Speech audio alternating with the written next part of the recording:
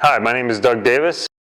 I played professional baseball for 17 years. I pitched left-handed pitcher, starting pitcher, and I'm here to help you with your kids on your baseball team to throw the ball correctly.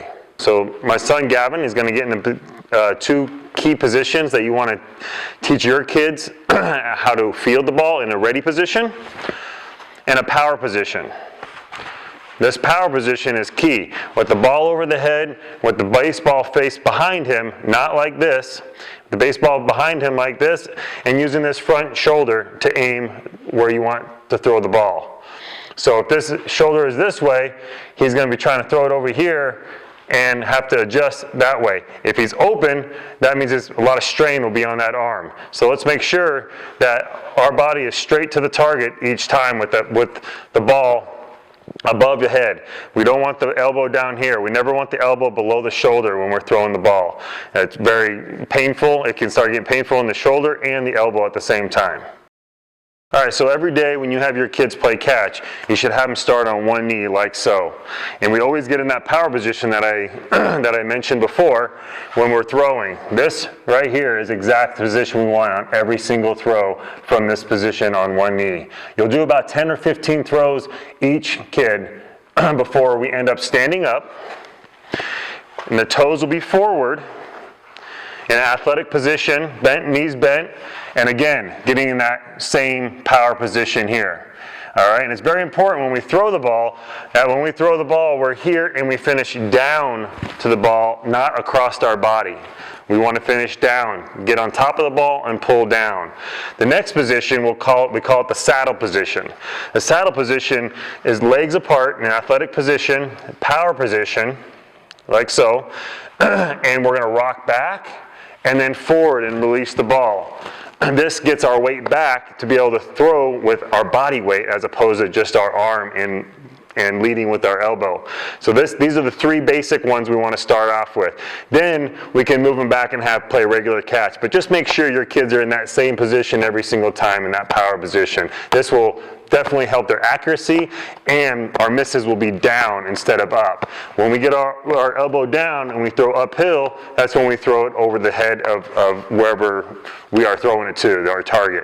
If we're going here and we just throw it down, it's always going to be low, and hopefully your first baseman or whoever you're throwing to, the target, will be able to block it.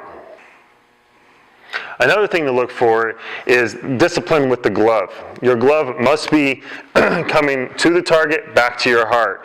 A lot of kids our age, or his age, will end up dropping his glove and opening up too soon. This causes the ball to miss left and right, way up and way big misses, up here and down here. We either pull the ball down or we leave it up. So some good exercises on that would be, Gavin, get up here, please. He'd be with the wall, like this, right? Pick up your leg to pitch, and then when he breaks his hands, his glove cannot hit this wall. So he keeps it here and then goes through his whole delivery. So that's one thing that you can do. You can also put the back towards the wall, like this, and get up next to it. And then he can come up with the leg up and go through his whole, watch your step here. He can go through his whole delivery and he's not falling off because he'll be hitting the fence.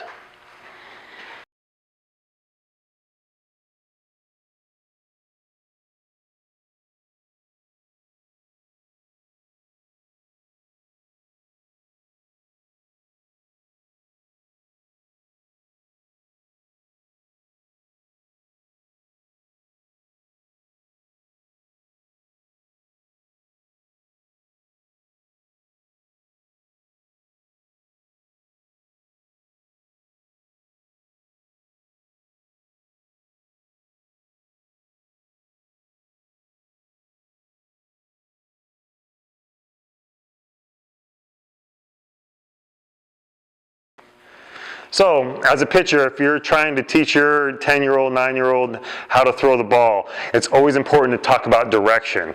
So, direction is obviously where we're throwing the target. We want our feet to work towards the target at all times, along with our glove and in that power position. Okay, we don't want our head to be back this way and end up throwing like this. A lot of strain on the arm, and the ball's usually going to go this way or be way up here. All right, so direction is huge. We want to think about going downhill on a skateboard. If we end up going across the body, we're going to go this way on a skateboard. Same thing with the ball. If we're going to step across our body, we're going to have to open up, or we're going to really have to open up to get the ball where we want to throw it. So think about skateboard going straight down a hill and using our hips as a merry-go-round. This is the only part that uses as a merry-go-round. Right here. Notice my upper body is not going side to side. This works as a Ferris wheel. So we have skateboard, merry-go-round, Ferris wheel. I'm going to show you how to go through the 5 steps of your delivery, step at a time. And I'm going to coach my son on how to do it, okay? So step 1 is getting your sign. So you're going to get your sign, okay? When we get the sign, we're going to come up looking at the runner at first base, okay? That's good right there. Make sure we're not opening up too much, because when you come set, you can't move. You can only do this, but you can't move that back leg, okay? The next move would be his balance position, which his front leg would come up. This is the balance position right here, okay? We still want to be relaxed up here. We don't want to get on our toes or anything like that. We want to be balanced here. We don't want to feel like you're falling forward, okay? That's the worst feeling, because then you got to hurry up, get your arm in that power position, and all of a sudden now my arm's lagging and the ball is going everywhere. Okay, number 4 position is foot down and glove up, just like that. And that is perfect right there, as long as our weight is still on the back foot, just like that. And then step 5 will be the follow through. Let's make sure that when he follows through, go ahead, follow through, that we end up low onto the ground, not across our body. Okay, across our body, we're working this direction. We want to work up and down. Okay, so make sure that we're up and down and that back leg comes up. Don't let that back leg drag. If it drags, it's actually a slower pitch. We want to make sure that fastball is going to be the fastest he can throw it every single time to stay consistent. Okay, I want to go over, which is a huge problem in 9, 10, 11, 12-year-olds, of the spin of the ball. We want the spin of the ball to move 12-6. A lot of kids at this age will throw it like they throw a football, which, in the power position, and then when they throw it, their fingers will be on the side of the ball. We want to make sure the fingers are on top of the ball, so when we throw it, we have this rotation. Okay? Now, it's kind of hard to teach this. Once a kid has always been able to, throw pretty much, they're throwing sliders is what they're throwing. So if the ball's moving glove side, so going in power position, and then when he throws it and he's on the side of it like this, the ball's going to move glove side, okay? It's going to move this way, okay? We want it to be either straight or arm side run is what they call it. We want the ball to move this way, away from his throwing arm. Okay, so a lot of coaches have problems with a kid out on the mound that's just out there on his own program, throwing his glove down and all this, all this extra movement. We want to make sure we are balanced all the way through the delivery. It doesn't matter what age you are, you need to be balanced through the whole delivery. So that balance includes from this position, this position, this position, and your finish position. Everything is balanced. Notice I'm not falling off the mound, or I'm not, throwing my glove hand way out here, or my head's not going this way. All this is off balance. If somebody were to come and push me when my head's this way, I'm going to fall, right? So let's make sure that we're balanced all the way through. We have a good foundation. If we don't have a good foundation with our core, we're not going to be able to throw the ball where we want to throw it every single time. One of the things we want to look for when a kid is throwing the ball, we get in that power position I've been talking about, okay? We want to make sure our nose is over our toes throughout the whole delivery of me throwing the ball. So when I get the ball here, my nose are over my toes. I'm here, nose are over my toes. And when I throw, my nose are over my toes. We never want our head to throw the ball. We never want our head to go behind us. Once we do that, we give up a lot of power. Now we're just throwing with the arm. And another way to look at it is getting the ball here, getting our nose over our toes, and then what's behind the ball? My whole body. If we think about our head getting out of the way, what's behind the ball? Absolutely nothing. That means we're throwing with all arm and not our body.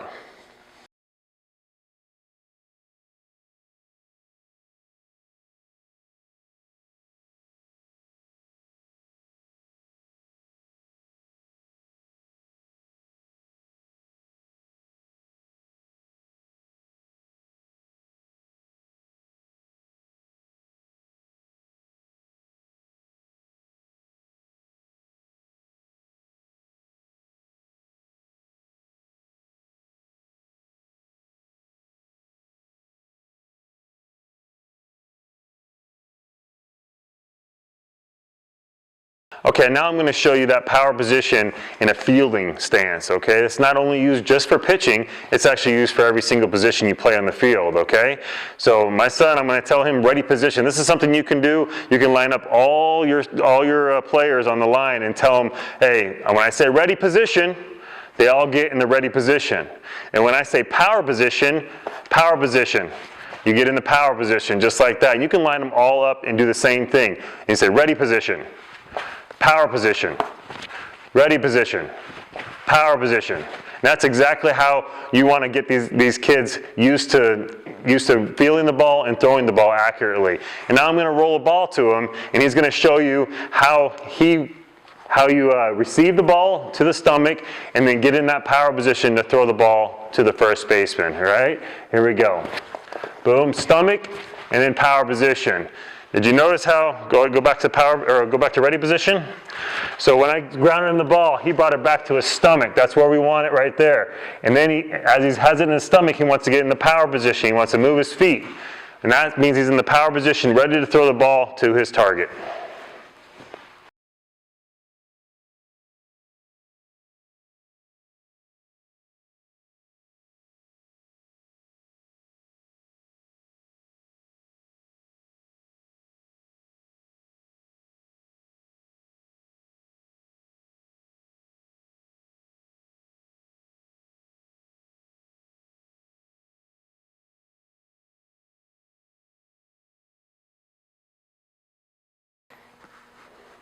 Okay, now I'm going to go through some grips that you can teach your kids. So at this age, some of the kids have small hands. They're not really ready to go the 2-finger. And then usually most of them are throwing either 3-finger or hold a whole hand, okay? But we'll go through the 3 fingers for 9-year-olds that have smaller hands.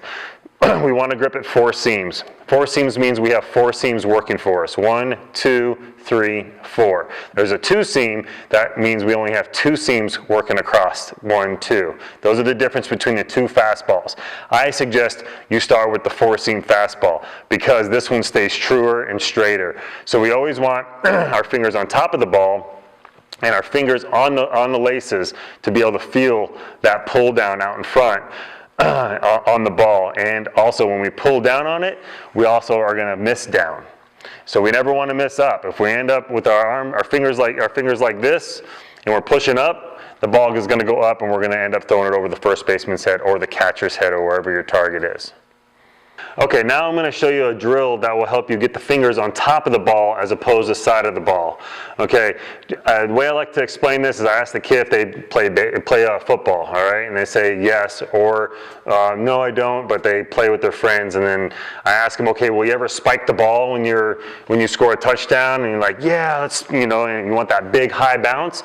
That's what I'm looking for here. But what I want to see is this spike ball it's going to spike right in front of you, and I want it to go straight up. I don't want it to go this way, and I don't want it to go that way. Gavin's going to show you how the wrong way is at first, and he's going to spike it up and make it go that way, which means he got on outside part of the ball and he's pulling it down. Go ahead, Gavin. See how it went to the left? We want to make sure we're working straight over the plate. This drill is very good to feel that pressure and the leverage on your fingertips. Now he's going to do it the other way that's not supposed to happen.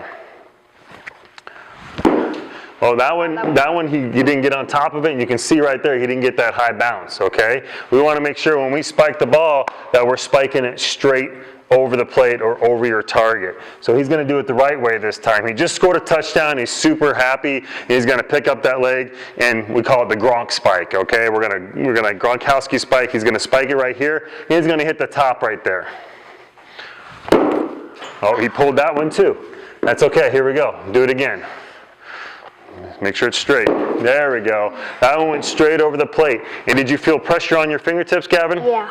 He did. So that means he's using leverage to pull down on the ball and leverage to throw the ball. Leverage takes your weight to pull down on it, and it takes your fingertips to get on top of the ball.